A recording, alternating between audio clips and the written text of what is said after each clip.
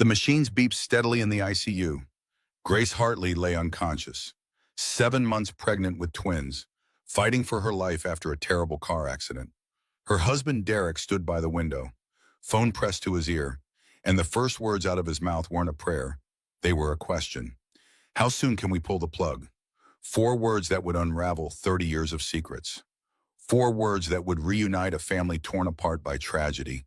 4 words that would expose a man who'd been getting away with murder for decades. Because Grace could hear everything, trapped in her own body, unable to move, unable to scream, but conscious, aware, listening as her husband planned her death. And the 2 doctors fighting to save her life, they had no idea they were about to discover something impossible, something that would change everything. They were her brothers, twin brothers she'd been separated from since she was 4 years old. Brothers who'd been searching for her their entire lives without even knowing she existed. And the man trying to kill Grace? He was the reason they'd been separated in the first place. 30 years ago, he destroyed their family to cover up his own crime. 3 children died in that fire. One of them was Grace's twin sister. Now he was trying to finish what he started. But this time, someone was watching. Someone was recording. Someone was ready to fight back. This is the story of a woman who survived the unsurvivable, of brothers who found their sister across 3 decades of darkness, of a man whose past finally caught up with him, and of justice that looks less like revenge and more like freedom. This is the story of Grace Hartley, and how the worst day of her life became the door to everything she'd been searching for. Stay with me, because what happens next will remind you that some bonds can never be broken. Not by time, not by distance, not even by death. Blood knows blood, and family always finds a way home. The machines beeped steadily, rhythmic, mechanical, keeping Grace Hartley alive. Her husband stood at the window, phone pressed to his ear, not calling family, not praying, calling his attorney. How soon can we pull the plug? Derek's voice carried across the ICU. Cold, clinical, like he was discussing a business deal instead of his wife's life. Lauren Beck froze in the doorway. She just arrived at the hospital. Her best friend Grace had been in a car accident 4 hours ago, and Grace's husband was already discussing ending her life. The phone in Derek's hand buzzed. He glanced at the screen. His face softened. Just for a second. Then he noticed Lauren watching him. The mask slipped, aiming into place instantly. Concern, grief, the performance of a worried husband. Lauren, Derek pocketed his phone. I didn't hear you come in. Clearly, Lauren's voice came out sharper than she intended. What did you just say? I was discussing medical options with our attorney. Grace would want me to be practical. Grace has been unconscious for 4 hours, Derek. 4 hours. And you're already being practical? The fluorescent lights hummed overhead. Machines beeped their endless rhythm. Grace lay in the hospital bed between them, 7 months pregnant with twins, tubes and wires connecting her to life. Derek adjusted his tie, an expensive silk tie that probably cost more than Lauren made in a week. His suit was perfectly pressed. His shoes gleamed. He looked like he was heading to a board meeting, not a vigil for his dying wife. The doctors need to know our wishes, Derek said, in case decisions need to be made. What decisions? She just got here. Her brain trauma is severe. The babies are complicating everything. We need to be prepared for difficult choices. Lauren stared at him, really looked at him. She'd known Derek for 8 years. Since he and Grace got married, she'd never liked him, but Grace loved him, or said she did, and Lauren had learned to tolerate him for Grace's sake. But now, looking at him, the way he stood, the way he spoke, like Grace was already gone, like he'd already moved on. Where were you? Lauren asked. When it happened, where were you? Derek's jaw tightened, just for a moment. I was at the office. Grace called you 11 times this morning. You didn't answer. I was in meetings. For 6 hours? Lauren, Derek's voice took on an edge. My wife is dying. I don't need an interrogation from her friend. She's not dying. The doctor said her vitals are stable. Her brain is swelling. The babies are creating additional stress on her system. Every hour that passes increases the risk of permanent damage. Derek moved toward the door. Now, if you'll excuse me, I need to make some calls. He left, his expensive shoes clicking on the linoleum floor, getting quieter, then gone. Lauren moved to Grace's bedside, sat in the chair still warm from Derek, took her best friend's hand. Grace looked peaceful, like she was sleeping. Her dark hair spread across the white pillow. Her face relaxed. No sign of the terror she must have felt in those final moments before the truck hit her car.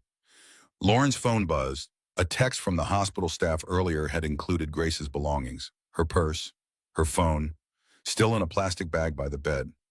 Lauren pulled out Grace's phone. 3 missed calls from a number saved as Mom, Grace's aunt who raised her after her parents died. Grace always felt guilty about not calling her aunt back. Always meant to, always too busy, too tired, too overwhelmed by her own life to reach out. The guilt of avoiding someone who loves you. Lauren knew that feeling. Everyone did. She set the phone down, looked at her friend, really looked at her. Grace had lost weight over the past year, even pregnant.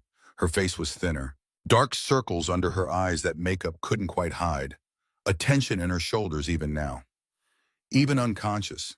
Like her body couldn't relax even in sleep. Lauren had noticed. Of course she'd noticed. But she'd told herself it was just pregnancy stress. Just the normal struggles of marriage. Just life. Now she wondered what else she'd missed. The door opened.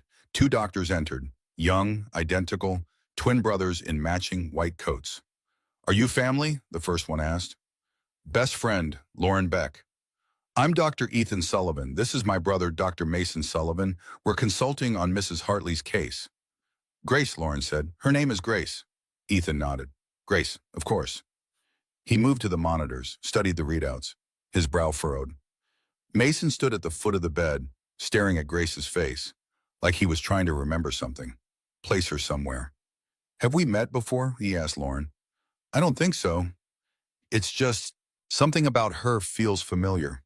Ethan glanced at his brother. "You say that about everyone." "No, I don't. You said it about the patient in 317 yesterday. Turned out you'd never met him." Mason frowned. "This is different." Lauren watched them, these twin doctors who looked so young. Too young to be consulting on life and death decisions. But their movements were confident, professional. They knew what they were doing. "What's her prognosis?" Lauren asked. Ethan chose his words carefully. "The head trauma is significant, but her vitals are strong. She's breathing on her own. That's a good sign. Her husband seems to think she's dying." The twins exchanged a glance. Something passed between them. The way twins do. A whole conversation in a single look. "Mr. Hartley has been very focused on worst-case scenarios," Ethan said diplomatically. "He asked about withdrawing care," Mason added, "within an hour of her arrival." Lauren's stomach dropped. "An hour?" "We told him it was far too early for those discussions, but he's been persistent. He wants her dead." The words hung in the air. Stark, ugly, true. Ethan and Mason didn't contradict her. They couldn't, not without lying. "We should let you have some time with her," Ethan said. "We'll check back in a few hours." They left, Lauren alone with Grace again. She pulled out Grace's journal from the plastic bag. Grace always carried a journal, had since college. She wrote in it every night. Her thoughts, her feelings, everything she couldn't say out loud. Lauren opened to the last entry, 2 days before the accident. The handwriting was shaky, not Grace's usual neat script. "I think I'm ready to leave him. The babies deserve better. I deserve better. Why did it take me 8 years to admit I've been living with a stranger?" Lauren's hands trembled. She kept reading. "I found receipts in his jacket. Hotels, restaurants, flowers I never received. I've known for months, maybe longer. I just didn't want to face it. Didn't want to admit I chose wrong, stayed too long, wasted 8 years of my life on someone who never loved me." The next line was underlined 3 times. "Tomorrow I'm calling the divorce attorney. Tomorrow I'm done pretending." Lauren checked the date again. Grace wrote this 2 days ago. The divorce attorney Grace mentioned. Lauren had seen 11 calls to a law firm on Grace's phone that morning, the morning of the accident. Grace had been crying when she got in her car. The accident report said witnesses saw her swerving, distracted, not paying attention. because she'd finally worked up the courage to leave Derek, to start over, to choose herself and her babies over a man who'd never valued her. And now she was here, unconscious, pregnant, helpless, with a husband who wanted her dead. Lauren pulled out her own phone, started making a list. Evidence, timeline, anything that could prove what Derek was planning. Because Grace couldn't protect herself anymore. But Lauren could. The machines beeped their steady rhythm. Grace's chest rose and fell. The babies moved inside her. Small flutters visible through the hospital gown. Life continuing, fighting, refusing to give up. Lauren squeezed Grace's hand. "I won't let him win," she whispered. "I promise you, I won't let him win." Grace's fingers twitched, barely perceptible. But there, like she'd heard, like somewhere in the darkness of her coma, Grace was fighting too. Down the hall, Derek stood in the parking garage, phone to his ear again. "Vanessa," he said, his voice different now, warmer, softer. "No, she's still unconscious. The doctors say it could be weeks or longer." A pause, he listened. "I know, baby, I know. But we need to be patient. Just a little longer, then we can be together. Really together. No more hiding." Another pause. "The babies complicate things, but my attorney is working on it. Once the life support is removed, once it's over, everything will be simpler." He didn't see Lauren standing in the stairwell doorway, recording every word. The hospital operated on its own strange rhythm, day and night blurring together, shift changes, doctor rounds, endless waiting. Grace had been unconscious for 36 hours. Derek arrived at 9 in the morning, exactly 9. Like he had an appointment. He spent 20 minutes at Grace's bedside, checked his phone, made notes, then left. Every day. Same routine, 20 minutes. No more, no less. Lauren had been there for 36 hours straight, sleeping in the chair beside Grace's bed, living on vending machine coffee and whatever the nurses brought her. She'd watched Derek's routine, timed it, 20 minutes. Always 20 minutes, just enough to look concerned. Not enough to actually care. On the second day, he arrived with an entourage. His mother, Patricia, swept in like she owned the hospital. Designer suit, pearls that probably cost more than Lauren's car. The kind of woman who turned charity work into a competitive sport. "Derek, darling." Patricia air-kissed her son's cheeks. "How terrible for you. This must be so difficult." Lauren wanted to vomit. "Thank you for coming, Mother. Of course, we need to discuss the situation. Privately." Patricia's eyes flicked to Lauren, dismissive, like she was furniture. "I'm staying," Lauren said. "This is family business." "Grace is my family." Derek placed a hand on his mother's arm. "It's fine. Lauren was just leaving." "No, I wasn't." "Lauren," Derek's voice carried a warning. "Grace needs rest. Too many visitors will stress her system. She's unconscious. She doesn't know we're here. The doctors said stimulation should be limited." "That's not what Dr. Sullivan told me." Derek's expression flickered. "Which Dr. Sullivan?" "Either of them. They both said familiar voices might help her wake up, that we should talk to her, read to her, keep her engaged." Patricia made an impatient sound. "This is absurd. Derek, handle this." "Handle what exactly?" Lauren stood, squared her shoulders. "Your son's wife is fighting for her life. I'm her best friend. I'm staying." "You're being emotional." "She's my best friend, and she's weeing. I think I'm entitled to be emotional." "See?" Patricia turned to Derek. "This is exactly what I mean. Too much drama. You need to control the narrative." Control the narrative. The words settled into Lauren's stomach like ice. "What narrative?" Lauren asked. Patricia ignored her, lowered her voice. "But not enough. The publicity isn't ideal. We need to get ahead of this. Tragic accident. Devoted husband. You did everything you could. Perhaps a statement about how she'd want you to move on." "She's not dead," Lauren said. Patricia turned, finally acknowledging Lauren directly. "Yet." The word hung in the air. Cold, calculated. "Yet." Lauren's hands clenched into fists. "Get out." "Excuse me?" "You heard me. Get out. This is Grace's room. You don't get to stand here and discuss her funeral while she's still breathing." How dare you? Mother, Derek's voice cut through, sharp. Perhaps we should continue this conversation elsewhere. Patricia's mouth thinned into a hard line. Fine, but this situation needs to be resolved. Soon. The company can't have this hanging over us indefinitely. They left, Lauren alone with Grace again. Her hands were shaking. Rage. Pure rage flooding her system. The company can't have this hanging over us. Grace wasn't a person to them. She was a problem. An inconvenience, something to be resolved. Lauren pulled out Grace's journal again. Started from the beginning this time. Reading back through months of entries. The progression was subtle at first. Small complaints, Derek working late, Derek missing dinner, Derek distracted. Then bigger things, Derek criticizing her appearance, Derek questioning her decisions, Derek making her feel small. 6 months ago, Grace had written, "I apologize to Derek today for breathing too loudly while he was on a call. I apologize for breathing. When did I become this person?" 4 months ago, "I pretend to be asleep when he comes to bed. I can't remember the last time I wanted him to touch me. I can't remember the last time he wanted to touch me either. We're strangers sharing a house." 3 months ago, "The therapist asked if I felt safe at home. I said yes, but I don't think I do. Not physically unsafe, but emotionally. I feel like I'm disappearing. Like if I stopped existing, Derek wouldn't notice for weeks." 2 months ago, "I'm pregnant, twins, I should be happy.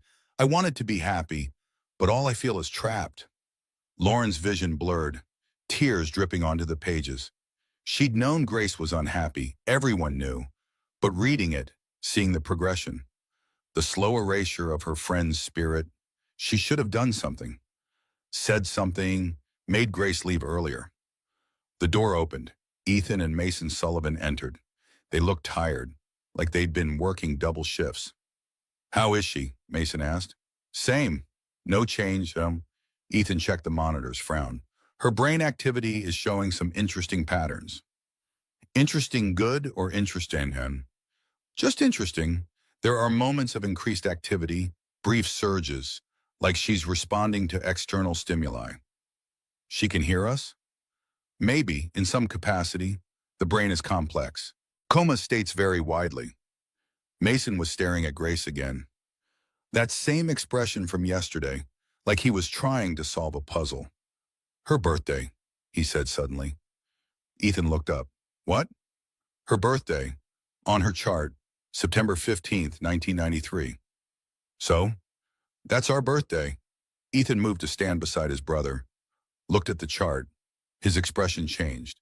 "That's a hell of a coincidence." "Is it though? Plenty of people share birthdays." "Not just the birthday. Look at the full name. Grace Elizabeth Sullivan Hartley. Sullivan was her maiden name. Sullivan is a common name." "Not that common." Mason pulled out his phone, started typing. "Grace Elizabeth Sullivan, born September 15th, 1993. Parents deceased, 1995. Ethan went very still. "Our parents died in 1995. "I know." "Mason, what are you thinking?" "I'm thinking we need to see our adoption records." Lauren watched this exchange, not understanding. "What adoption records?" The twins looked at her, then at each other, having one of their silent conversations. "We were adopted," Ethan said slowly, "from St. Catherine's Orphanage. Our parents died when we were 3. The system separated us from our siblings. We never knew what happened to them."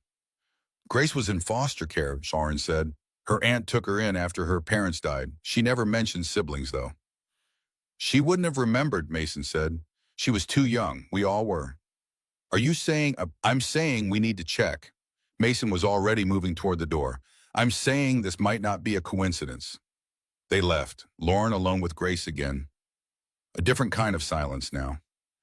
Heavy with possibility. Grace had brothers. Maybe. Possibly. Grace, who'd always felt alone. Who'd married Derek in part because she had no family to warn her away. Who'd stayed because she had no one to run to. What if she hadn't been alone at all? What if her family had been here all along? Lauren leaned forward, took Grace's hand. "Grace, if you can hear me, your brothers might be here. Ethan and Mason, they're looking for you to wail. They've been looking for you your whole life. You just need to hold on a little longer. Grace's heart rate increased, just slightly, just enough to register on the monitor. She'd heard. Lauren was sure of it. Grace was still in there, still fighting, still hoping. Down in the hospital basement, a file clerk named Dorothy Hughes pulled dusty boxes from storage. She'd worked at this hospital for 40 years, seen thousands of patients come and go. But she remembered the Sullivan children, 3 of them, brought to the ER after their parents' car accident. The little girl had cried for her brothers for months. Dorothy pulled the archived medical records, spread them on her desk. 3 birth certificates, triplets, Ethan James Sullivan, Mason Alexander Sullivan, Grace Elizabeth Sullivan, born September 15, 1993. Dorothy reached for the phone. This couldn't stay quiet. Not when the twin doctors had no idea their sister was in the ICU 3 floors above them. The medical records office smelled like old paper and disinfectant. Dorothy Hughes spread the documents across her desk with shaking hands. 40 years she'd worked at this hospital. She'd seen plenty. But this was different. Ethan and Mason Sullivan stood across from her, both pale, both gripping the edge of her desk like they might collapse without it. "You're certain?" Ethan's voice came out hoarse. Dorothy nodded, slid the birth certificates across the desk. "Same parents, same birthday, same hospital. You 3 were triplets." "3," Mason repeated. "There were 3 of us. Your parents died in a car accident when you were 3 years old. The system separated you. It happened too often back then. Still happens too often now. But back then, it was worse. 3 small children. No extended family willing to take all 3, so they split you up." Ethan picked up Grace's birth certificate, stared at it. "Grace Elizabeth Sullivan. We have a sister named Grace." "Had," Dorothy corrected gently. "You had a sister named Grace. Now you have a patient named Grace Hartley, upstairs in the ICU, fighting for her life." "Why didn't she find us?" Mason asked. 32 years. "Why didn't any of us find each other?" Dorothy's expression darkened. "That's where it gets complicated. You 2 were sent to St. Catherine's orphanage. Grace went to a distant aunt. Different counties, different systems. The records should have made it easy to reconnect eventually. But what? St. Catherine's burned down 6 months after you were placed there. The fire started in the records room. Destroyed decades of adoption files, including yours." Mason's jaw tightened. "That's not a coincidence. No one could ever prove it was arson. But 3 children died in that fire. And all those records. Thousands of families who could never be reunited. It was convenient for someone." Ethan and Mason exchanged a look, both thinking the same thing. "We need to see everything," Ethan said. "Every document, every report, everything related to that fire." "I'll get them," Dorothy said. "But Dr. Sullivan, both of you, there's something else you need to know." "What?" "Your sister, Grace. She's been researching divorce attorneys. Her friend Lauren told me. Grace was planning to leave her husband the day of the accident. She'd finally worked up the courage. And now she's unconscious," Mason said. "And her husband is trying to withdraw care." "Exactly." Ethan stood. "We need to transfer off her case, conflict of interest. But we need to get guardianship, medical power of attorney. Can we do that?" "You can try. Your blood relatives. That carries weight. But her husband is her legal next of kin. It won't be easy." "Nothing about this is easy." "It's easy," Mason said. "But we're not losing her again. We lost her once. Lost 32 years. We're not losing whatever time we have left."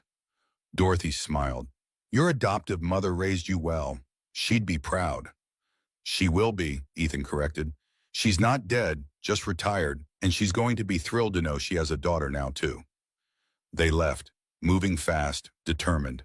Dorothy watched them go, then pulled out her phone, called the one person who might be able to help them navigate the legal mess ahead. Detective Sarah Morrison answered on the first ring. "Hughes, it's been a while." "Sarah, I need a favor, off the books, at least until we know what we're dealing with." "What kind of favor?" "The kind that involves a suspicious fire from 30 years ago, and a man who might be trying to kill his wife." There was a pause. Then Sarah's voice came back, sharp, focused. I'm listening. Lauren sat in Grace's hospital room, reading aloud from one of Grace's favorite books, a novel about three sisters separated by war who found each other again. The irony wasn't lost on her. You always loved this one, Lauren said. You must have read it 100 times. Now I think I know why. Grace's eyelids fluttered, just for a second, then still again. They're coming, Grace, your brothers. They found you after all these years. They found you. The heart monitor beeped faster. Grace's fingers twitched. I know you can hear me. I know you're in there. You just need to hold on. Can you do that? Can you hold on for them? The door burst open. Derek strode in, his face red, angry. What did you do? Lauren stood. What are you talking about? The ethics board. They denied my request to withdraw care. They said Grace's brothers filed an objection. Grace doesn't have brothers. Actually, she does. Twin brothers, doctors at this hospital. And they're not letting you kill her. Derek's expression went cold. Dangerous. You've been talking to them. I didn't have to. They figured it out on their own. Birth certificates don't lie, Derek. This is absurd. Some random doctors can't just claim to be her family. They're not random. They're her brothers. DNA will prove it, and they have legal standing. Blood relatives, which means you can't make unilateral decisions about her care anymore. Derek stepped closer, looming over Lauren, trying to intimidate her. You're making a mistake. No, you made the mistake. You thought you could get away with this. You thought no one would question the grieving husband. But I see you, Derek. I see exactly what you are. And what's that? A murderer. The word hung between them, stark, undeniable. Derek's hand shot out, grabbed Lauren's arm, squeezed hard enough to bruise. Be very careful what you accuse me of. Let go of me. You have no idea who you're dealing with. Actually, I do. St. Catherine's Orphanage. Does that ring a bell? Derek's grip loosened, just slightly, but enough. Lauren pulled away. That's right. We know about the fire. We know about the records you destroyed. We know everything. You know nothing. That was 30 years ago. I was cleared. Cleared doesn't mean innocent, and we both know you did it. You burned down that orphanage. You killed 3 children. You destroyed thousands of lives. And now you're trying to kill your wife. I'm trying to spare my wife a life of suffering. You're trying to inherit her estate and run off with your mistress. Derek's expression shattered, the mask falling completely. What remained was cold, empty, inhuman. Vanessa is none of your business. Everything about you is my business when it comes to Grace. She's my sister in every way that matters, and I will burn your entire life down before I let you hurt her. Try it, Derek said. I have more money than you'll ever see in your lifetime. More lawyers, more connections. You're a nobody, a gallery owner who barely makes rent. You think you can take me on? I don't have to take you on alone. Grace's brothers are doctors, respected, connected. They know people too, and they're not going to let this go. Then I'll deal with them too. The threat was clear, unambiguous. Lauren pulled out her phone. This conversation is being recorded. Everything you just said, the threats, the admission about Vanessa, all of it. Derek lunged for the phone. Lauren stepped back, hit the nurse call button. 2 nurses rushed in, saw Derek advancing on Lauren, saw Lauren backing away. Mr. Hartley, one of them said, you need to leave. This is my wife's room, and this is our patient. Leave now or we call security. Derek straightened his jacket, smoothed his tie, the mask sliding back into place. Of course, I apologize. Emotions are running high. He left. But the look he gave Lauren promised this wasn't over. The nurses waited until he was gone, then turned to Lauren. Are you okay? Lauren's hands were shaking. I'm fine. You're not fine. Your arm is already bruising. Lauren looked down, fingerprint-shaped bruises forming on her forearm. Evidence. Take pictures, Lauren said. Document everything. I'm filing a police report. She pulled out Grace's journal, the receipts tucked inside, the hotel statements, the bank records showing transferred assets. Everything she'd gathered over the past 36 hours. Grace couldn't fight for herself. But Lauren could, and she would. Ethan and Mason stood in the hospital administration office, arguing with Dr. Rebecca Matthews, the ethics board chair. You understand this is highly irregular, Dr. Matthews said. We understand, Ethan replied, but irregular doesn't mean impossible. You can't just claim to be someone's family without proof. We have proof. Mason slid the birth certificates across the desk. Same parents, same birthday. We're triplets. DNA testing will confirm it. Dr. Matthews studied the documents. Her expression softened. This is extraordinary. What's extraordinary is that her husband is trying to kill her. That's a serious accusation. It's a serious situation, Ethan said. Look at the timeline. Grace was planning to file for divorce. That morning, she'd contacted attorneys, started gathering financial documents. Then she has a car accident, and within hours, her husband is discussing withdrawing care. He claims he's acting in her best interests. He's acting in his own interests. He has a mistress. He's been transferring marital assets. If Grace dies before filing for divorce, he inherits everything. Dr. Matthews leaned back in her chair. You have evidence of all this? We do. Grace's friend Lauren has been documenting everything. Bank statements, hotel receipts, text messages. And the mistress? Vanessa Pierce works at his company. They've been together for 18 months, since before Grace got pregnant. Dr. Matthews was silent for a long moment, processing, evaluating. I'll grant you temporary medical guardianship, she finally said, pending day confirmation. But understand, this is going to get ugly. We know, Mason said, but she's our sister. We lost her once. We're not losing her again. Dr. Matthews nodded. I'll prepare the paperwork.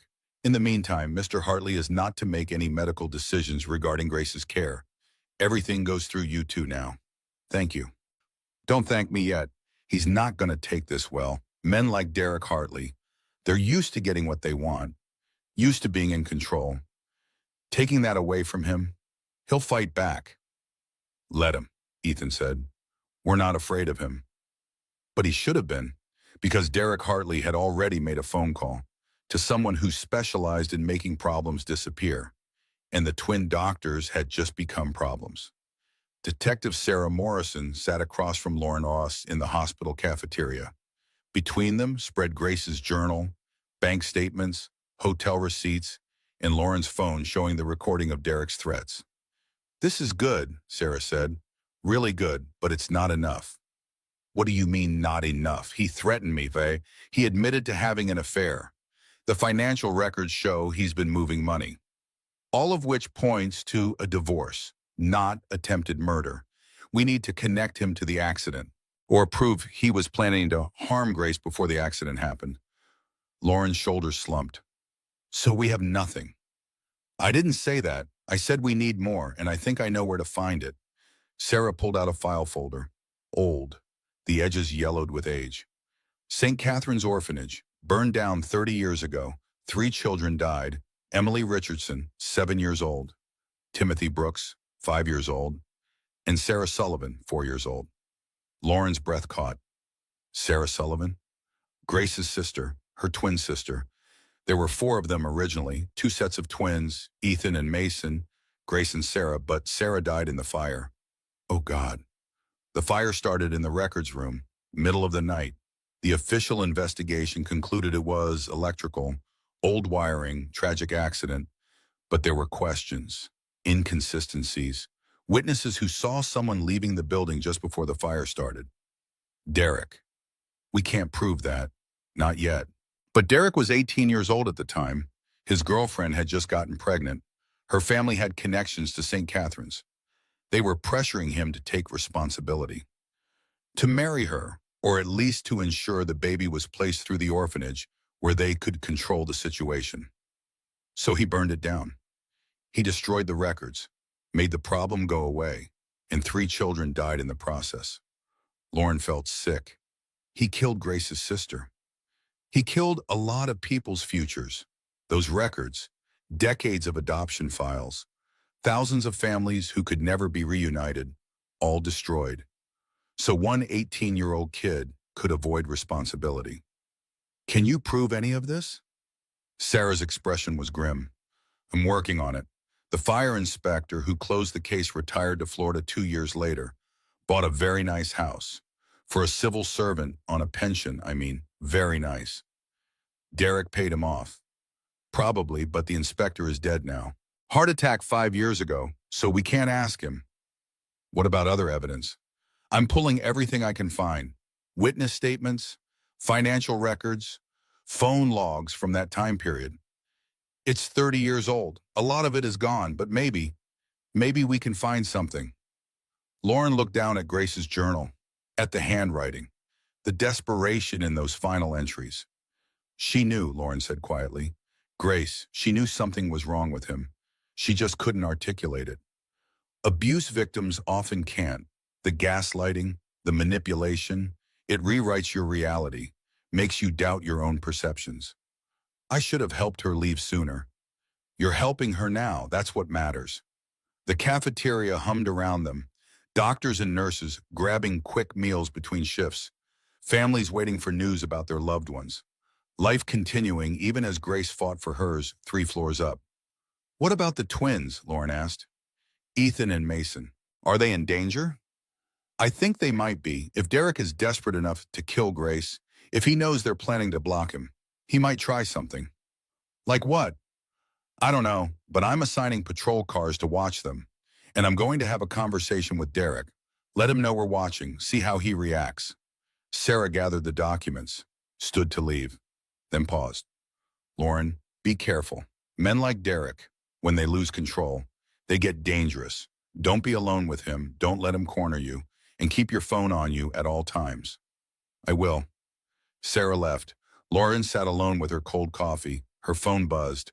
A text from an unknown number. You're making this harder than it needs to be. Grace is gone already.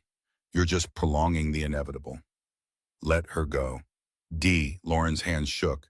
She screenshot the text, forwarded it to Sarah, then she went back upstairs. To Grace's room, to keep watch, because someone had to. Someone had to stand between Grace and the man who wanted her dead. Ethan and Mason stood in Grace's room. Just stood there, looking at their sister. I remember her, Mason said quietly.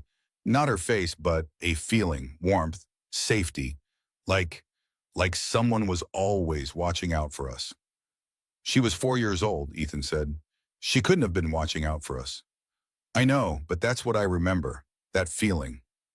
Ethan moved closer to the bed, looked at Grace's face, really looked, trying to see the sister they had lost, the family they'd never known. We were supposed to grow up together, he said, the 4 of us. We were supposed to have birthday parties and holidays and stupid sibling arguments, and instead we got 32 years of nothing. We can't get those years back. No, but we can make sure she gets whatever years she has left. Mason nodded, reached out, took Grace's hand. Grace, if you can hear us, we're here, Ethan and I, we're your brothers, and we're not going anywhere. Grace's fingers twitched, just barely. But there. She heard you, Ethan said. How do you know? Her heart rate increased. Look at the monitor. They watched the numbers, steady, then a small spike, then steady again. She's in there, Mason said. She's fighting. The door opened. Lauren entered, saw them holding Grace's hands, smiled despite everything. She'd be happy, Lauren said, to know you're here. She always wanted siblings. Used to tell me about dreams she had, 2 brothers. Always together, always protecting each other. She dreamed about us? All the time. She thought they were just fantasies, her mind making up family because she didn't have any. But they weren't fantasies, they were memories. Mason's eyes burned. We need to tell her. When she wakes up, we need to tell her everything. When she wakes up, Ethan echoed. Not if, when. Lauren pulled out her phone, showed them the text from Derek. He's getting desperate, she said. Ethan's jaw tightened. Good. Desperate people make mistakes, and we'll be watching when he does. In the hospital parking garage, Derek stood beside his car, phone to his ear, speaking low, urgent. I need it done tonight, before they can transfer guardianship, before the deity tests come back, while I still have legal authority. The voice on the other end responded. Derek listened, nodded. I don't care how you do it. Make it look like a complication. Patients in ICU die all the time. No one questions it. Just make it quick. He hung up, started his car, didn't see the security guard in the next row over. Raymond Gardner, former military, current hospital security, who'd heard every word. Raymond pulled out his phone, dialed hospital security, then Detective Morrison. This was bigger than he could handle alone, but he could make sure the right people knew. Make sure they were ready when Derek made his move. Because Derek Hartley was about to make the biggest mistake of his life, and this time people were watching. Grace floated in darkness, not sleep, not death, something in between. She could hear voices, muffled, distant, like she was underwater and they were calling from the shore. Derek's voice, cold, discussing her like a business transaction. Lauren's voice, warm, worried, reading to her. And two new voices, familiar somehow, even though she'd never heard them before. Brothers, they said. We're your brothers. Grace wanted to wake up, wanted to open her eyes, wanted to see their faces, but her body wouldn't obey. Trapped, paralyzed, locked inside her own mind. She screamed, but no sound came out.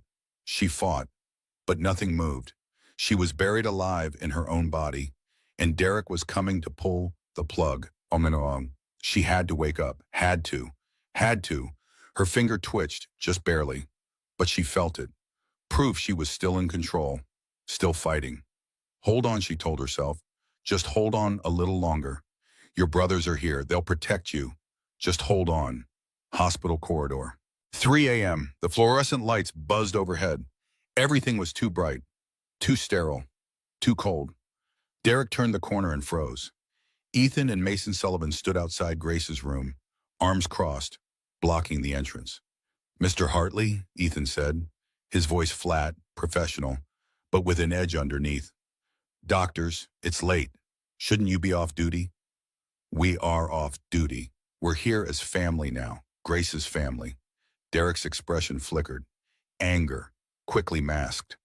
Alleged family. DNA results won't be back for days. The birth certificates are pretty clear, Mason said. Same parents, same birthday, same hospital. We're her brothers. Convenient. 30 years of absence and suddenly you care. We didn't know she existed. Someone made sure of that. The accusation hung in the air. Derek's jaw tightened. I have no idea what you're implying. Don't you? Ethan stepped forward. St. Catherine's Orphanage.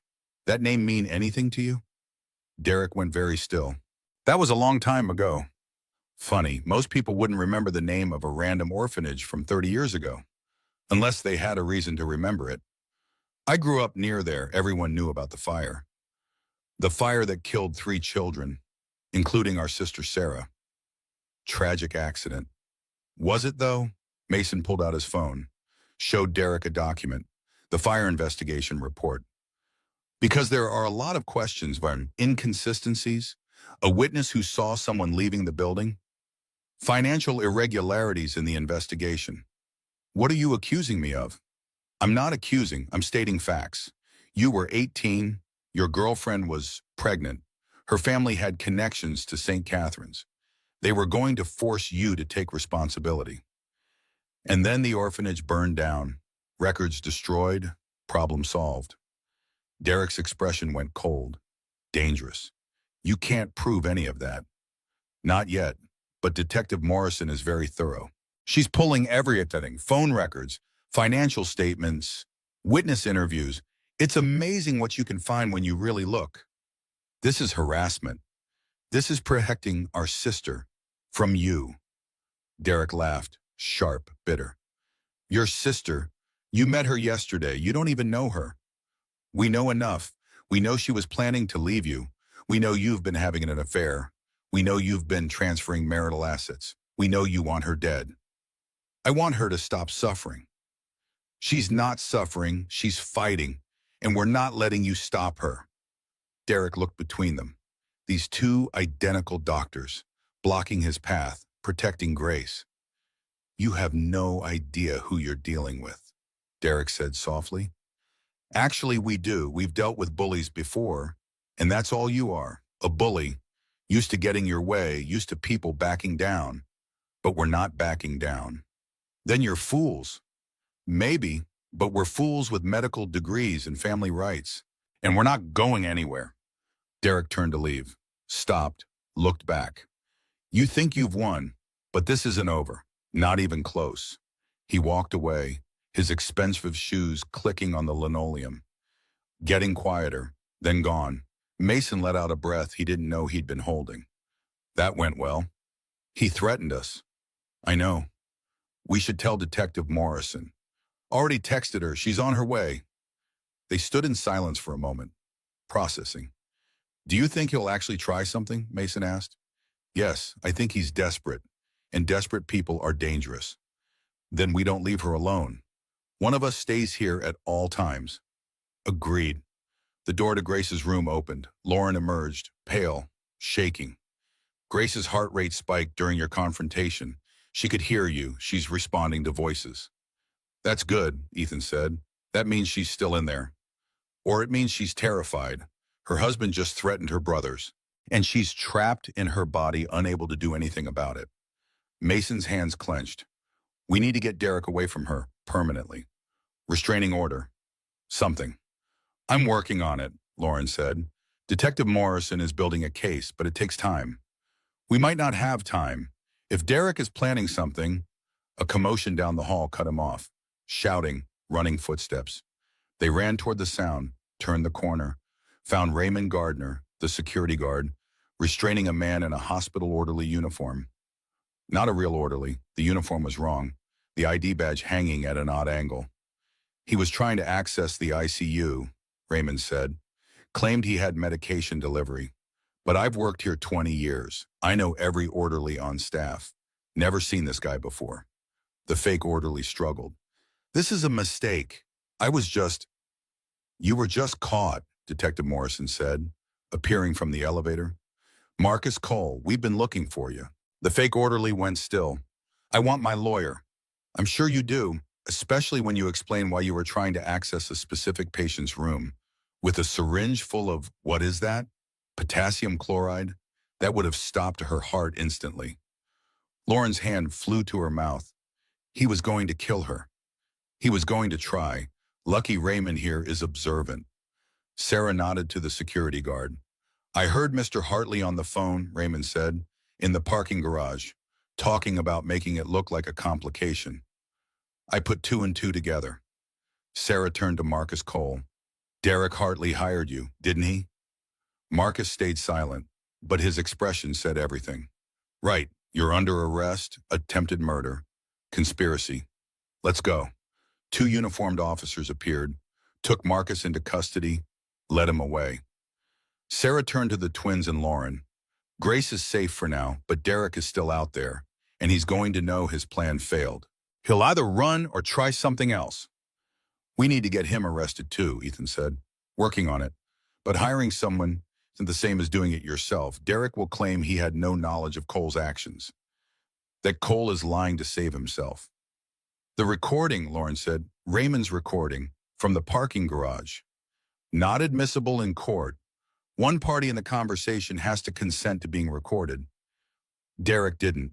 But, Sarah smiled, it's enough for a warrant, enough to search his finances, his phone records.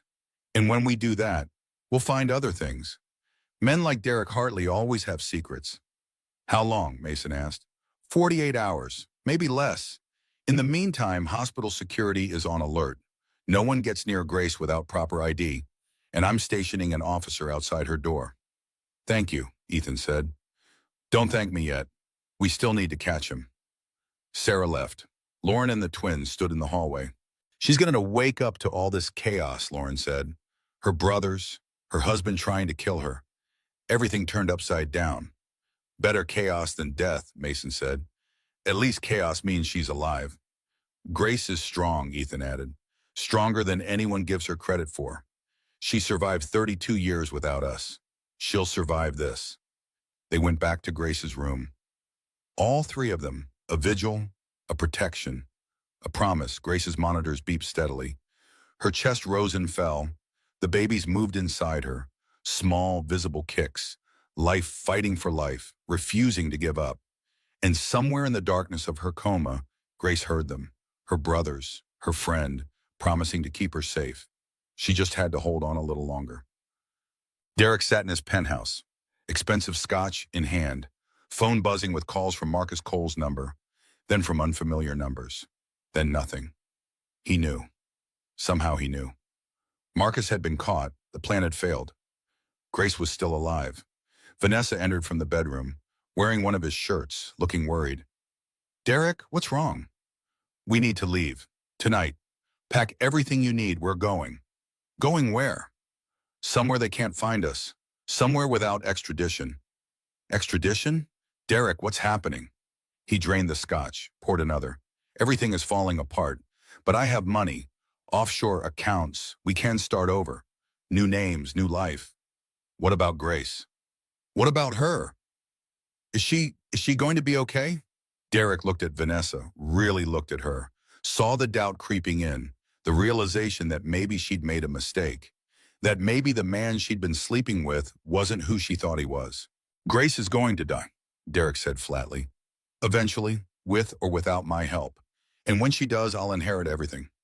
But we need to be far away when it happens, so no one can connect it to us." Vanessa backed away. "I didn't sign up for this.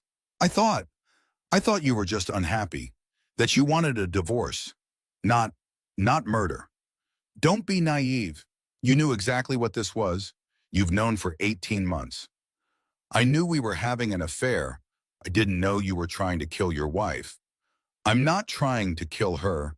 I'm just facilitating the inevitable." "That's the same thing, Derek." He stood, moved toward her. "You're in this now, whether you want to be or not. You've been spending my money, living in my apartment, sleeping in my bed. You're an accessory, and if I go down, you go down with me." Vanessa's face went pale. "I'll testify against you." "No, you won't, because I have documentation of everything, every gift I gave you, every trip we took, every lie you told at work to cover for us. You helped me move assets. You knew about the life insurance policies. You're as guilty as I am." "I didn't know." "Doesn't matter. The evidence says you did, and I have very good lawyers who will paint you as a gold digger who seduced a married man and helped him plot to murder his pregnant wife." Tears streamed down Vanessa's face. "I thought you loved me." "Love? Vanessa, grow up. This was never about love. This was about convenience. You were convenient, available, attractive enough. But love?" He laughed. "I don't love anyone. Not you, not Grace, not anyone." The words settled into the room like poison. Vanessa grabbed her phone, her purse, started to leave. Derek didn't stop her, just watched, calculating. "You're not going to the police," and he said, "because if you do, I'll destroy you. I have enough money to make your life a living hell for years. Do you understand me?" Vanessa nodded, crying, terrified. She left, running. Taking the stairs instead of waiting for the elevator, Derek poured another drink, looked out the windows at the city spread below him. He'd lost. He could feel it, everything crumbling, but he still had options, still had money, still had ways out. He just needed time, and Grace needed to die soon. Detective Sarah Morrison spread crime scene photos across the conference table. Not from Grace's accident, from the St. Catherine's orphanage fire. Ethan and Mason sat across from her, staring at images from 30 years ago. Charred walls, destroyed records, 3 small body bags. Sarah Sullivan was 4 years old, Sarah said quietly. She died of smoke inhalation. Never made it out of her room. Emily Richardson and Timothy Brooks died the same way. The fire spread too fast. The building was old, no sprinklers, no proper fire exits. "Our sister," Mason whispered. "We had another sister. 4 of you, originally, 2 sets of twins, Ethan and Mason, Grace and Sarah. But Sarah, she didn't make it." Ethan's hands shook. "Derek killed her." "I can't prove that, not for certain, but the evidence is suggestive. Derek was questioned. He had an alibi. His parents vouched for him, said he was home all night. But what?" Sarah pulled out another document.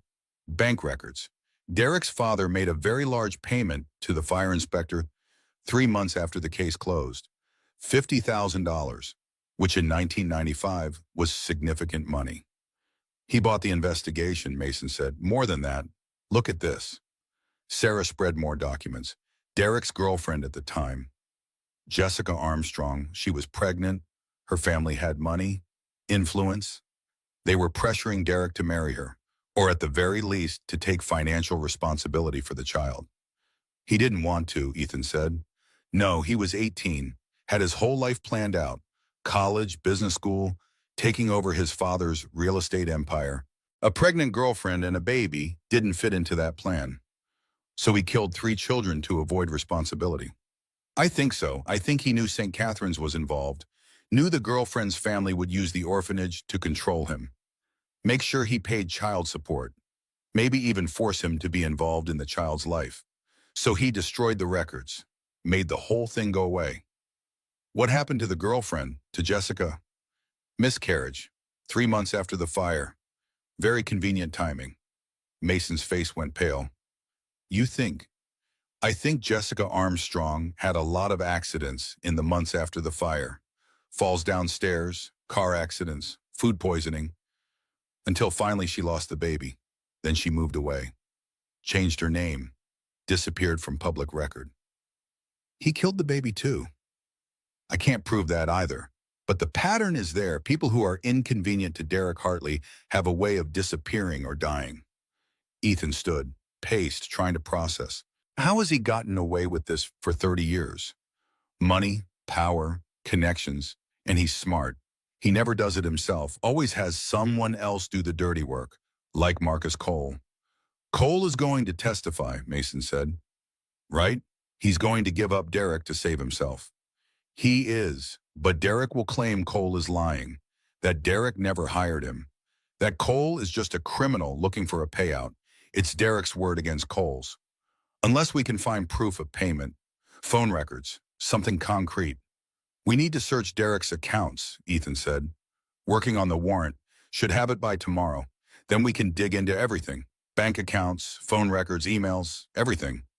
What about Grace? Mason asked. Is she safe now? For now, but Derek knows his plan failed. He knows we're investigating. He's going to either run or try something desperate. Desperate how? Sarah's expression was grim. I don't know, but men like Derek, when they lose control, when they're cornered, that's when they're most dangerous. Patricia Hartley sat in her office at the Women's Hospital Foundation. Designer suit, pearls, everything perfect, everything controlled. Lauren Beck sat across from her, looking decidedly less perfect. Rumpled clothes, circles under her eyes, but determined. This is highly inappropriate, Patricia said. You can't just barge into my office. I called 3 times. You didn't answer. So yes, I barged. What do you want? Lauren pulled out her phone, played a recording. Patricia's voice, clear, unmistakable. The company can't have this hanging over us indefinitely. We need to resolve the situation soon. Patricia's face went white. Where did you get that? The hospital has cameras, security records. You're not as careful as you think you are. That recording is out of context. I was simply what? Simply discussing how your son's dying wife is bad for business? Simply planning her funeral while she's still breathing? Simply helping your son commit murder? I have done no such thing. You knew about Vanessa, about the affair, about Derek's plan to withdraw care. You knew everything and you helped him. I did nothing illegal. Didn't you? Because Detective Morrison might disagree. Conspiracy, accessory.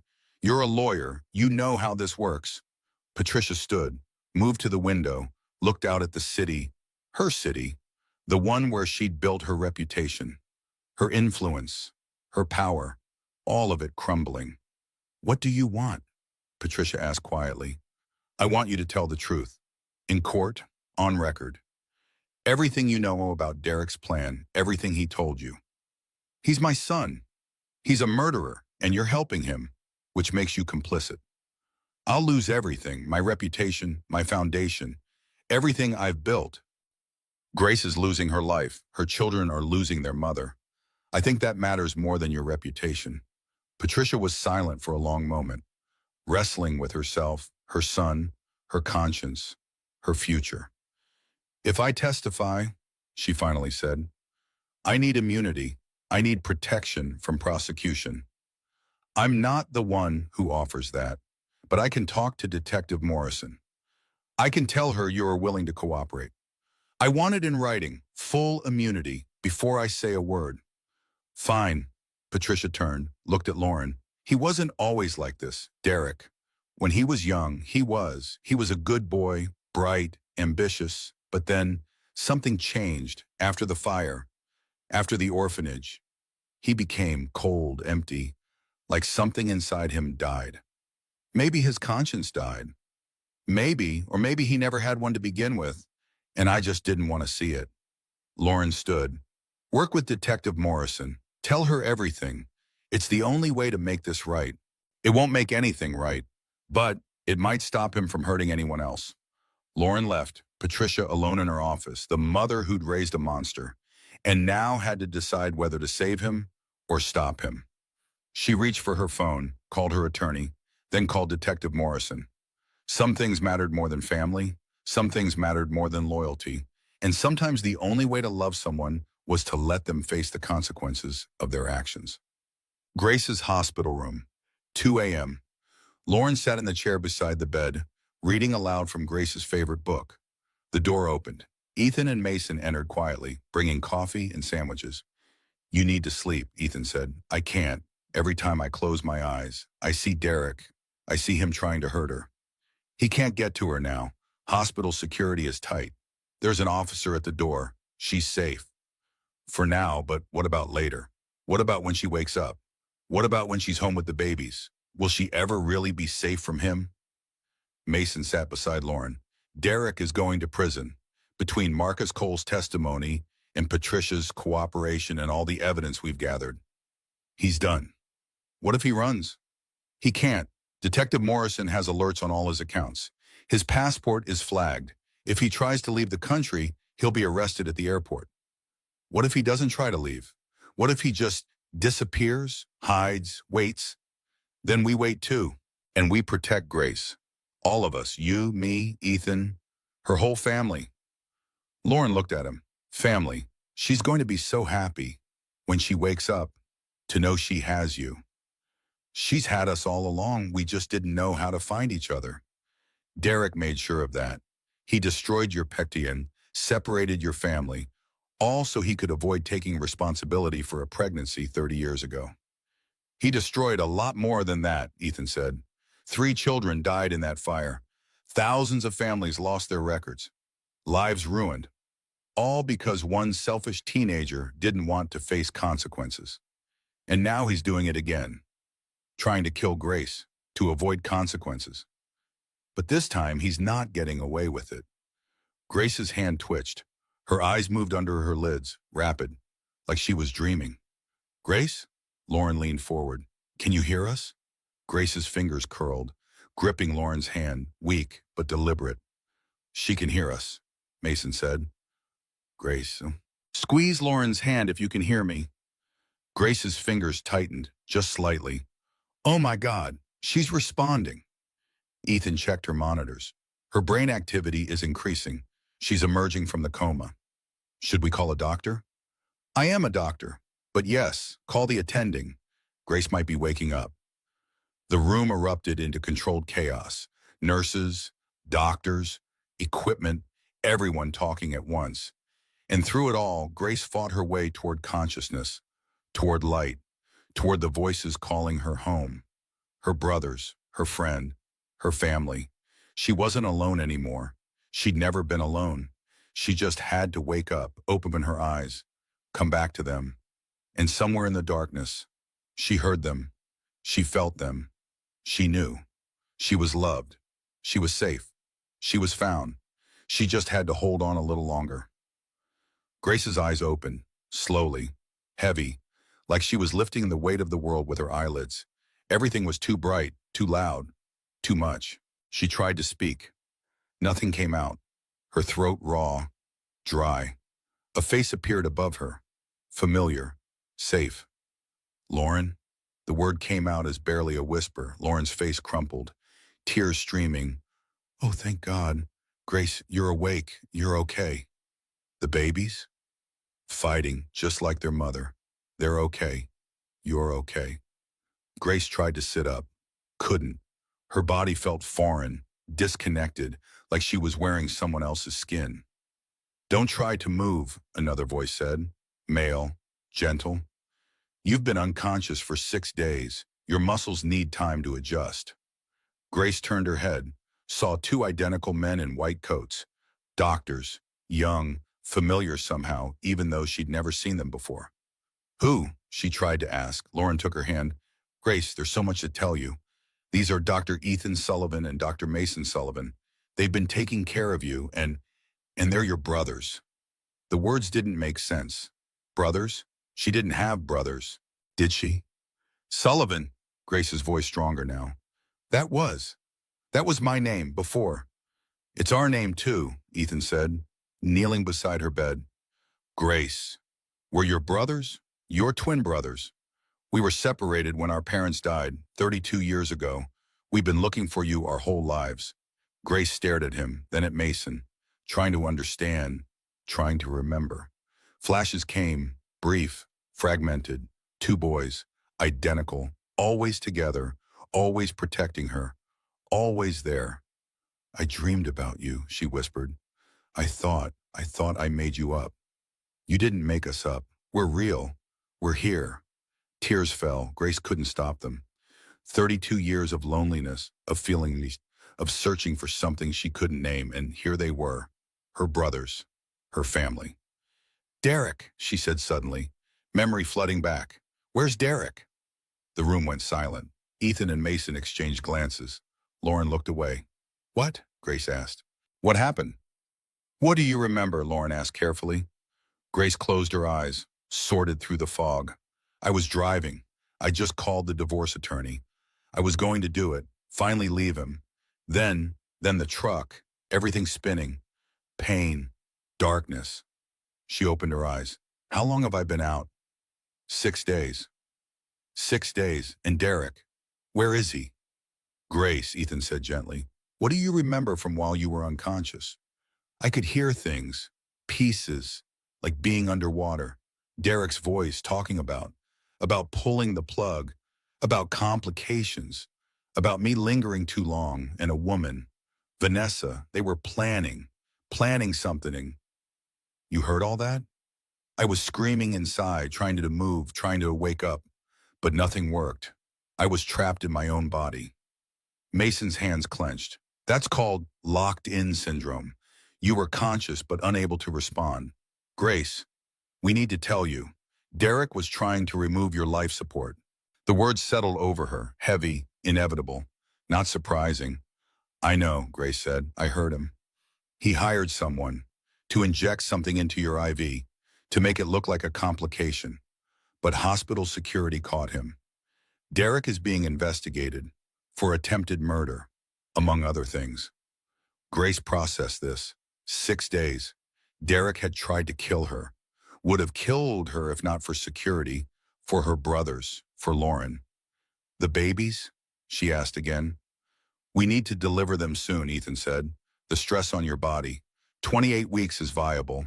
We have an excellent NICU. They'll be small, but they'll survive. Do it.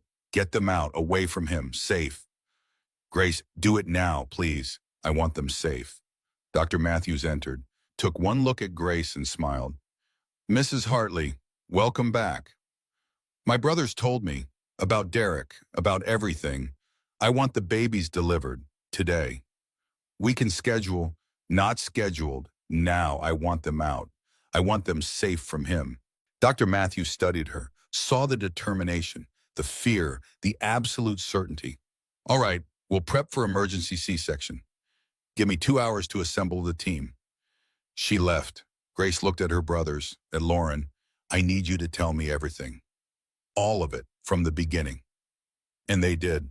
The orphanage fire, Sarah's death, Derek's involvement, the separation, 32 years of missing each other.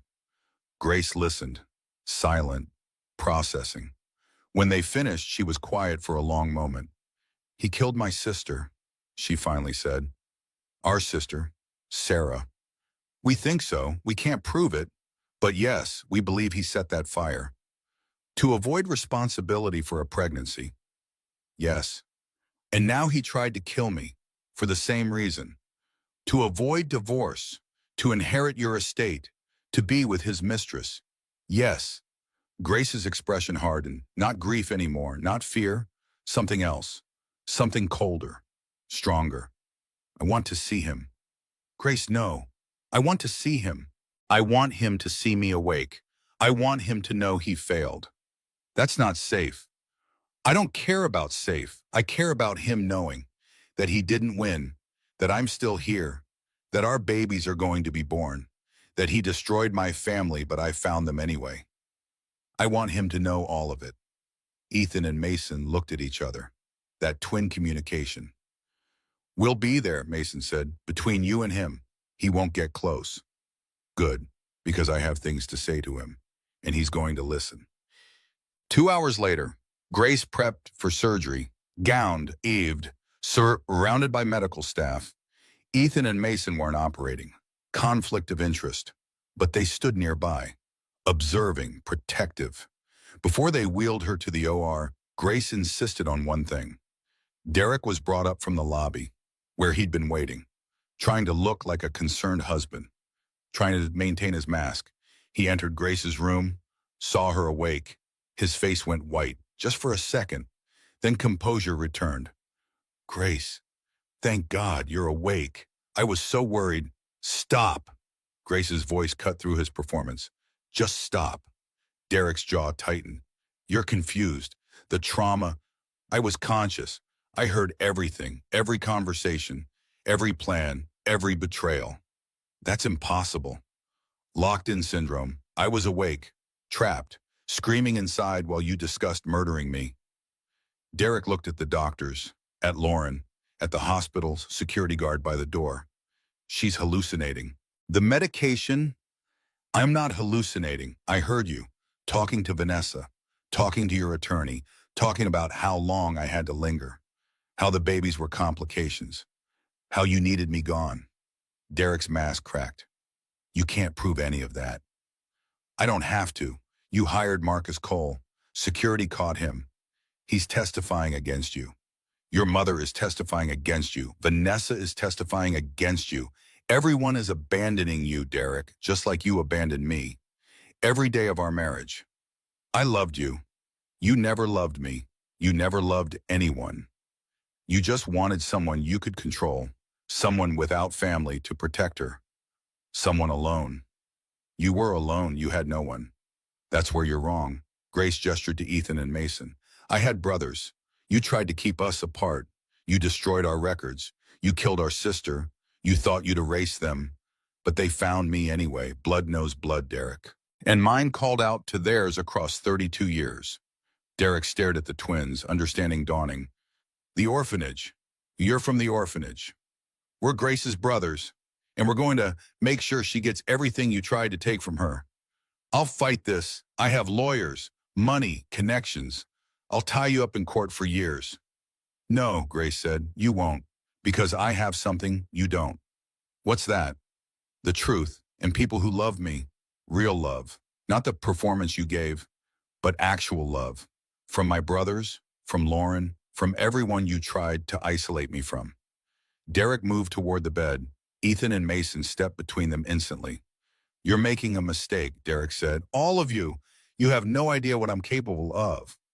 "Actually," Detective Morrison said, entering the room, "we have a very good idea. Derek Hartley, you're under arrest for solicitation of murder, attempted murder, fraud, and we're reopening the investigation into the St. Catherine's orphanage fire." Derek's face went pale. "This is harassment. This is justice. Long overdue." 2 officers appeared, handcuffed Derek, read him his rights. As they led him away, Derek looked back at Grace one last time. She looked back. No fear, no love, nothing. "I almost feel sorry for you," Grace said. "You burned your whole life down for nothing. And the worst part? You did it to yourself." Derek was walked out. his expensive shoes on hospital linoleum, getting quieter, then gone. Grace let out a breath she didn't know she'd been holding, the weight of 8 years lifting. Finally free. Okay, she said to the surgical team, let's have these babies. The operating room was cold, sterile, bright. Grace lay on the table, curtain blocking her view of her abdomen, but she could feel movement, pressure, the surgical team working efficiently. Lauren stood at her head, holding her hand, whispering encouragement. Ethan and Mason watched from the observation gallery, not operating, but present, there for their sister. First baby, Dr. Matthews announced. Girl, a cry split the air, tiny, furious, alive. Grace's tears came instantly. She okay? She's perfect, small but strong. Listen to those lungs. The baby's cries continued, indignant at being removed from her warm home. Second baby, girl. Another cry joined the first. Different pitch, different tone, but equally strong, equally alive. Twins, Grace whispered. Girls, both girls. Both healthy, both breathing on their own. Grace, they're beautiful. The babies were taken to the NICU team. Quick examination. Cleaned, weighed, assessed. 2 pounds, 8 ounces. 2 pounds, 6 ounces. Small, but viable. Fighter-esque Grace was stitched up, cleaned, moved to recovery. The epidural making her drowsy, but she fought to stay awake, needed to see them, needed to hold them. The NICU team brought them over, swaddled in blankets, pink faces, tiny fists. You can touch them, the nurse said. Briefly, then we need to get them to the NICU, monitor them closely, but they're yours, your daughters. Grace reached out, touched each tiny face, memorized them. Sarah and Hope, she said. Their names are Sarah and Hope. Beautiful names, Lauren said. Sarah for my sister, the one I lost, and Hope because that's what I'd lost too, what you all gave back to me. Ethan and Maydal entered recovery, saw their nieces for the first time. They're so small, Mason whispered. They're perfect, Ethan corrected. The babies were taken to NICU. Grace wheeled to a room, not ICU anymore, regular recovery, with her family surrounding her. What happens now, Grace asked. With Derek, with everything. Now you heal, Lauren said. You recover. You get to know your daughters, and you let the legal system handle Derek. He'll fight. He'll make this ugly. Let him. We have evidence. Testimony. He's going down. What about his mother? Patricia. She's cooperating. Full immunity in exchange for testimony. She's burning every bridge with Derek to save herself. And Vanessa? Same. She's singing like a canary. Apparently Derek threatened her. Told her if she went to the police, he'd destroy her. So she went to the police out of spite. Grace smiled despite everything. Hell hath no fury. Exactly. Grace's eyes drifted closed, exhausted, overwhelmed, but safe. For the first time in 8 years, maybe longer, she was safe. 6 days later, Grace stood at the NICU window, watching her daughters sleep. They were stronger now, bigger, breathing without assistance, eating on their own, thriving. Behind her, Ethan and Mason approached. How are they doing? Ethan asked. The nurses say they'll be able to come home in a few weeks, maybe sooner if they keep gaining weight. And how are you doing? Grace turned, looked at her brothers, really looked at them. I'm angry, she said honestly. So angry. At Derek, at the system that separated us, at every adult who could have helped us find each other but didn't. 32 years. We lost 32 years. We did, Mason agreed, and we can't get them back. But we have now. We have whatever time we have left. It's not enough. No, it's not, but it's what we have. Grace leaned against the window. I used to dream about siblings. When I was little, 2 brothers, always together, always protecting each other. My aunt thought I was making them up, but I wasn't. I was remembering you. We remembered you too, Ethan said. Flashes, feelings. A sister who took care of us. Even though you were only 4 years old, you tried to be brave for us. I failed. Sarah died. We all got separated. I failed everyone. You were 4 years old. You didn't fail. The adults failed. Derek failed. The system failed. But you survived. You fought. You made it through 32 years alone, and now you're here with us. That's not failure. That's strength. Grace's vision blurred out. I don't feel strong. I feel broken. You're not broken. You're healing. There's a difference. How long does healing take? However long it needs to, but you don't have to do it alone anymore. We're here. Lauren's here. You have family now, real family, and we're not going anywhere. Grace turned back to the window, to her daughters sleeping peacefully. They'll never feel alone, she said. Sarah and Hope, they'll always have each other. And they'll have us, all of us. That's what I'm giving them. What I never had, family. They're lucky to have you as their mother. I'm lucky to have you as their uncles. They stood together. Three people who shared blood and history and trauma, but also hope, also future, also love. The past couldn't be changed. Sarah was gone. 32 years were lost. Derek had destroyed so much, but he hadn't destroyed them. They'd survived, found each other, built something new from the ashes of what he'd burned down, and that was its own kind of justice. Detective Morrison sat across from Derek in the interrogation room, his expensive lawyer beside him. But the lawyer looked nervous, like he knew this was a losing case. Let's start with Marcus Cole, Sarah said. He's given a full statement, says you hired him to kill your wife. Marcus Cole is a known criminal. His word means nothing. Except we have your phone records. 3 calls to Cole's number in the 48 hours before he tried to access Grace's IQ. We have security footage of you meeting with him in the hospital parking garage. We have audio of you discussing payment. Care to explain that? Derek's lawyer leaned over, whispered. Derek's jaw tightened. No comment. Fine. Let's talk about St. Catherine's Orphanage. 1995. You were questioned in connection with the fire. Your father paid the fire inspector $50,000. Why? No comment. Your girlfriend, Jessica Armstrong, she was pregnant. Her family was going to force you to take responsibility. Then the orphanage burned. Records destroyed. Problem solved. 3 children died. Convenient. That was 30 years ago. I was cleared. Cleared doesn't mean innocent.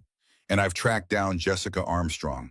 She's willing to testify about the pressure, about your threats, about the miscarriage that happened right after you pushed her down the stairs.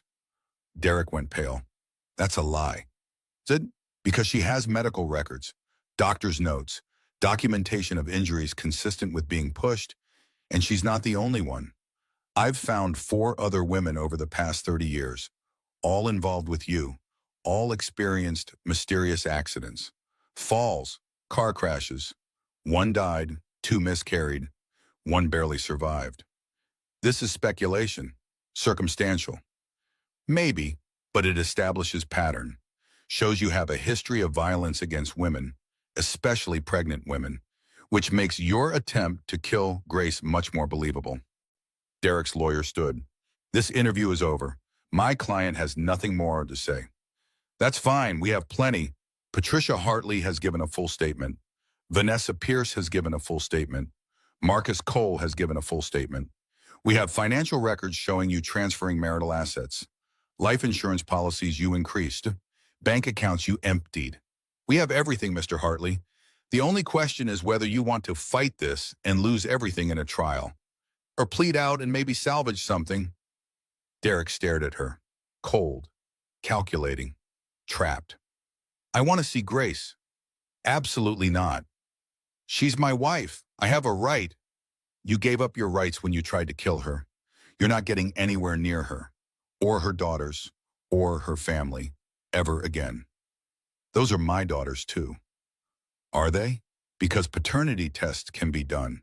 And given your affair with Vanessa, given the timeline, I'm not sure you want that door opened. Derek's expression cracked. Just for a moment, fear underneath. They're mine. Then you should have treated their mother better. Should have valued your family. Should have been a decent human being. But you didn't, and now you pay the price. Sarah stood. You're going to prison, Derek. The only question is for how long. I suggest you think very carefully about your next move, because right now you're looking at attempted murder, conspiracy, fraud. And if I can prove your involvement in the orphanage fire, 3 counts of murder, you do the math. She left, Derek and his lawyer alone in the interrogation room, the walls closing in, the empire crumbling. Everything he'd built through cruelty and manipulation falling apart.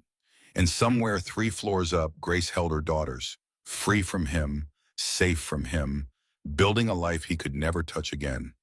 Justice didn't always look like punishment. Sometimes it looked like freedom.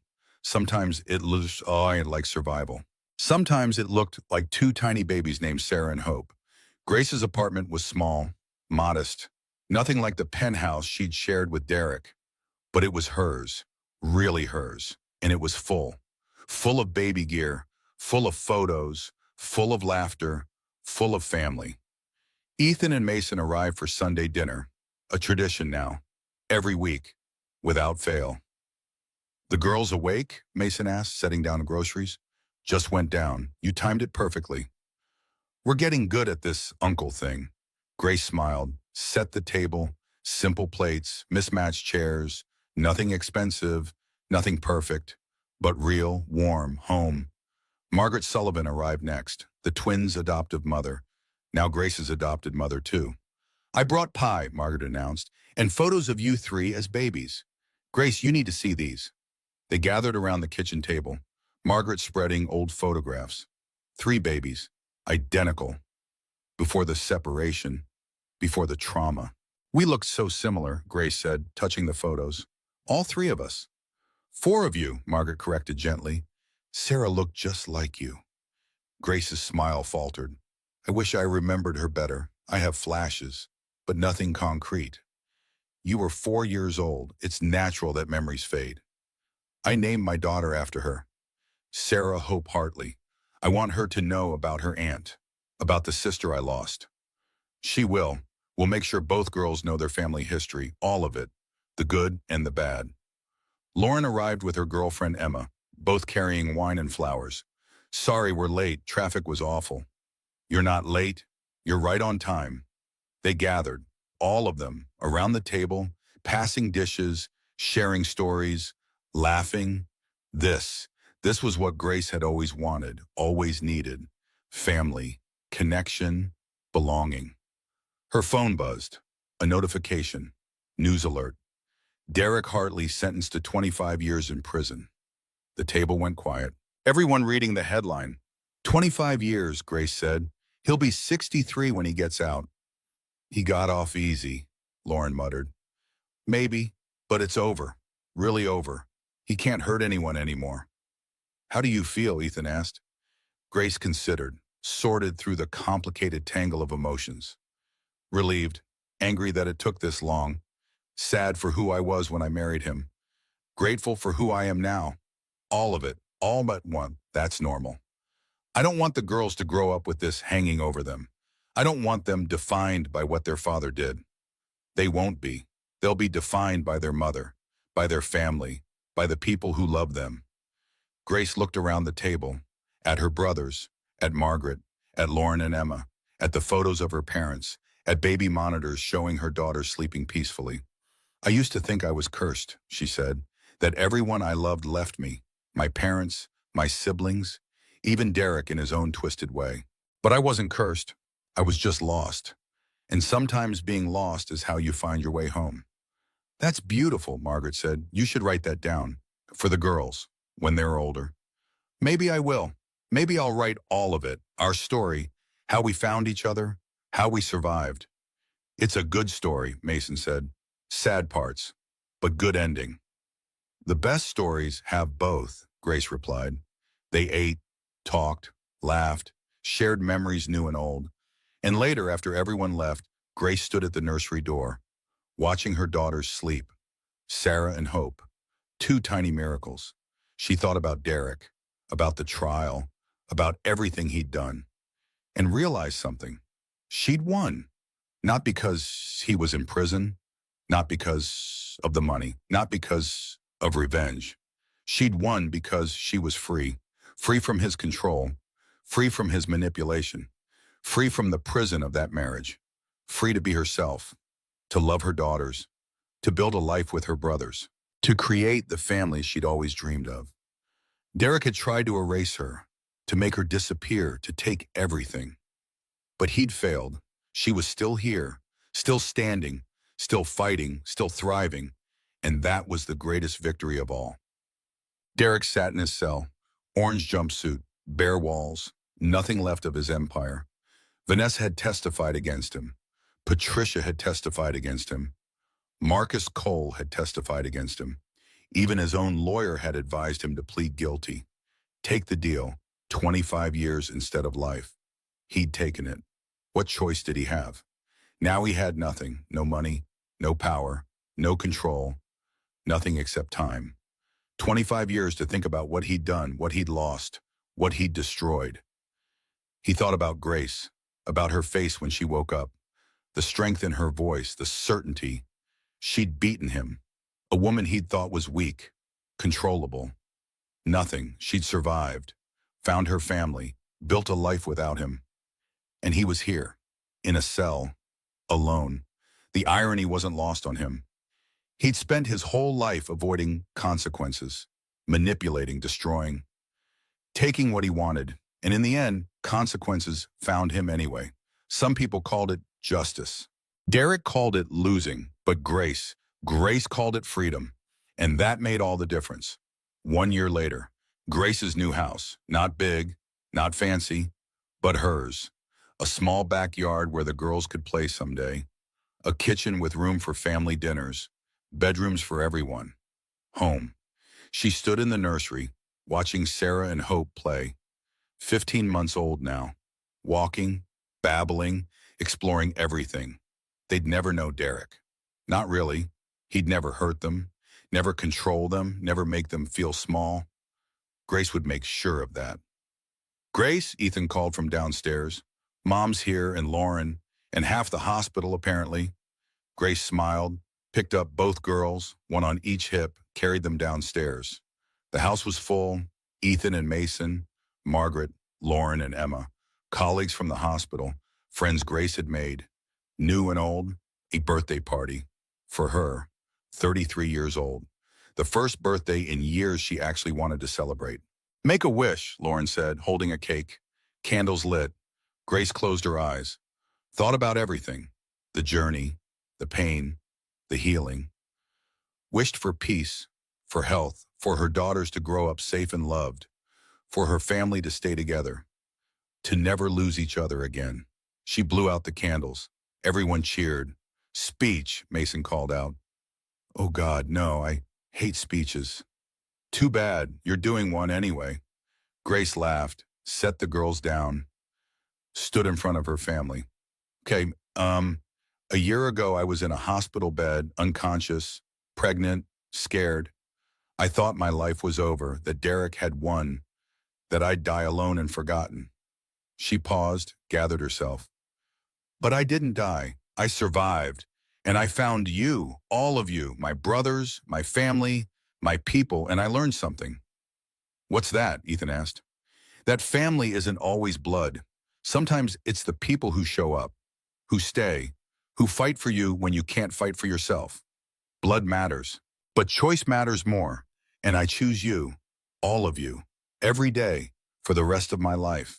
Margaret was crying. Lauren was crying. Even the twins looked suspiciously misty. Derek tried to erase me, Grace continued. He tried to make me disappear, to take everything. But he couldn't, because you wouldn't let him. You found me. You saved me. You gave me back my life. She picked up Sarah, then Hope. And these two, they're named for what I lost and what I found.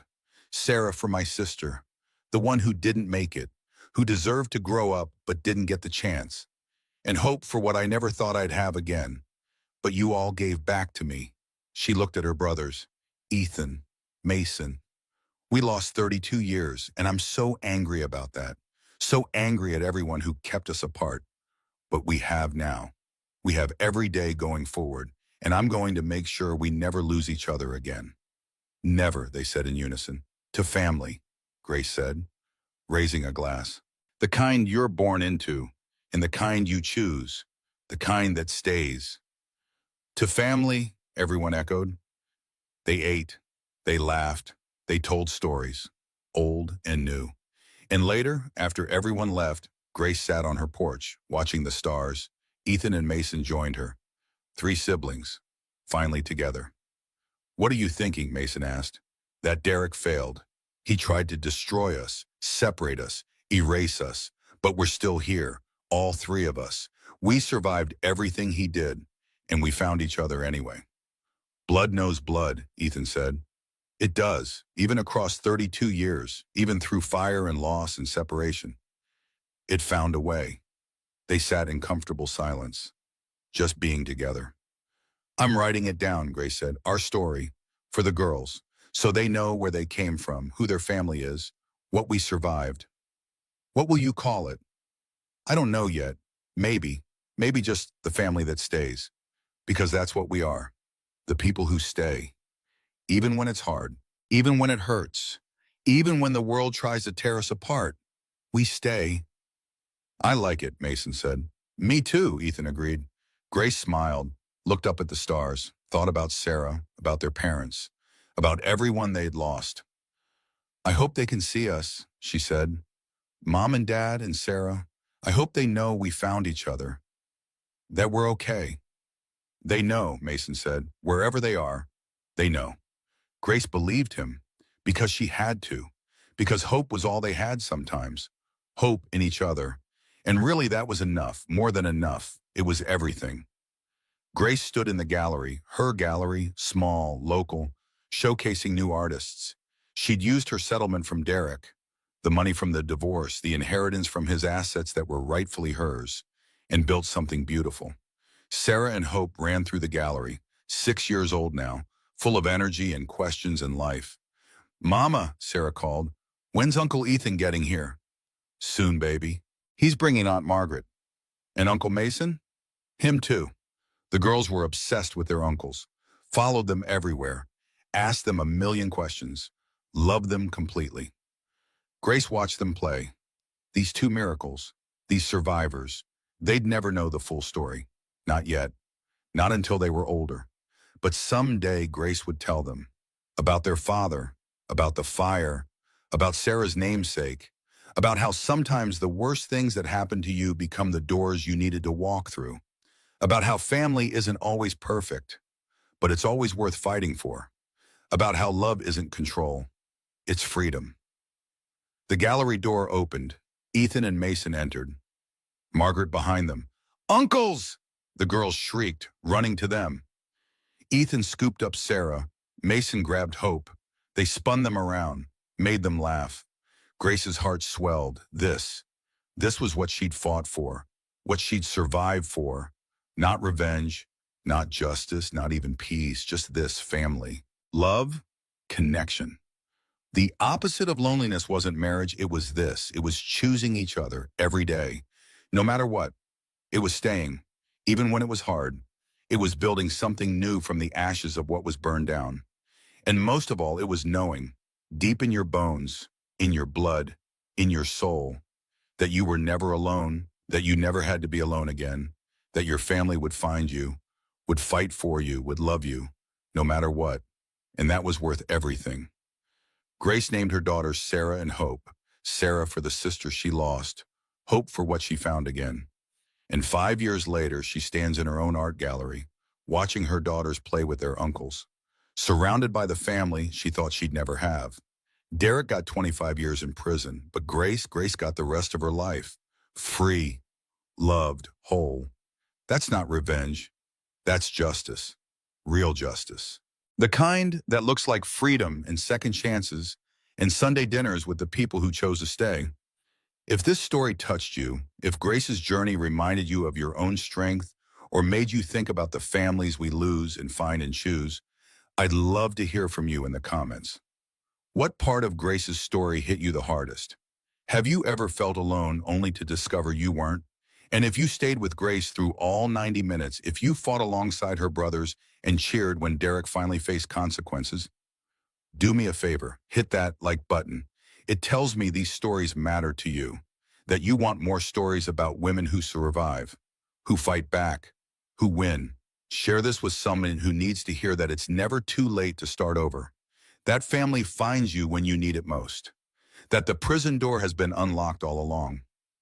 We just have to be brave enough to walk through it.